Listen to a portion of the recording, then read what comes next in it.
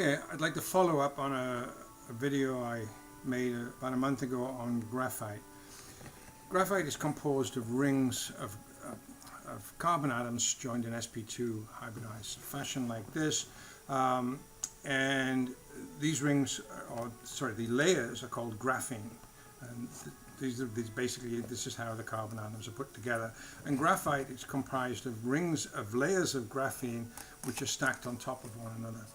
Now, the normal picture that is held by most people in the that's published anyway, and certainly in textbooks and papers, is that the graphene rings are such that half the atoms are stacked directly above the other, in what's like in a AA stacking, and it's not a close packed structure, but it's bizarrely, some people call it a close packed P63 MMC structure, which is I don't understand. Anyway, it doesn't make sense for the graphite, for the rings to be stacked this way. Makes more sense for them to be displaced a little bit, so that they sit comfortably in a more close packed structure. Now, this was recognized by Pauling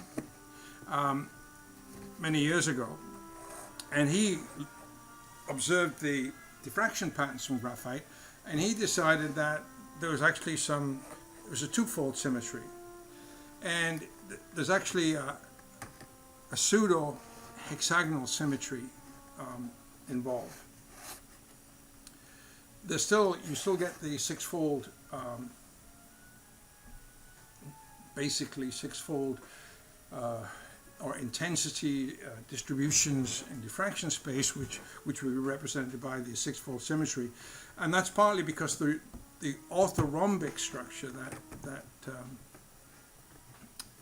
that Pauling described basically has an orthorhombic unit cell, which has a larger hexagonal structure to it. So you could have a larger unit cell which is hexagonal.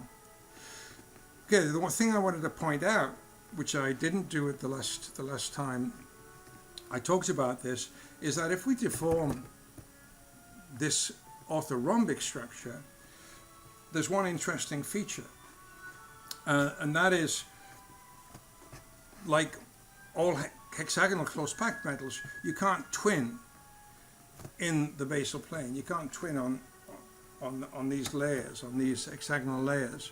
But what you can do is you can have a martensitic shear. What a martensitic shear is that you can shear every second plane. And when you shear every second plane in whichever direction is available, but in the same direction, what you end up with is a different crystal structure. It's a martensitic shear. And in this case, the crystal structure is the orthorhombic structure. So the orthorhombic, not orthorhombic, it's rhombohedral. You go from an orthorhombic structure, which is that, to a rhombohedral structure, which is a sheared form of the orthorhombic structure. So the reason I'm mentioning this is that in many publications on graphite, there's some ambiguity. People refer to graphite as being hexagonal, sometimes hexagonal close packed, which I don't think it is. I can't imagine why it could be. Well, it's just not.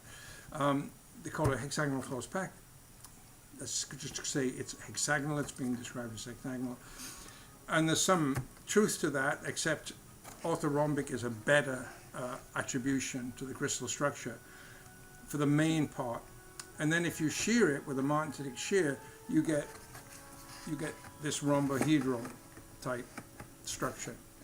If I can reproduce that, that's the rhombohedral.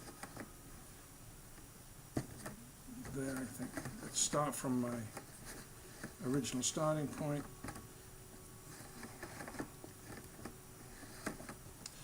God damn it.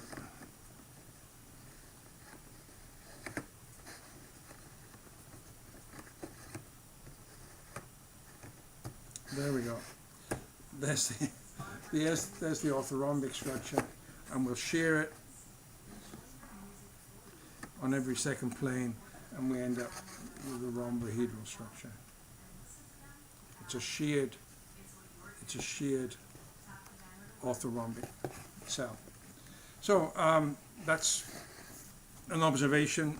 I'm not sure if it'll stand the test of time or scrutiny if you do a correct or a thorough crystallographic analysis.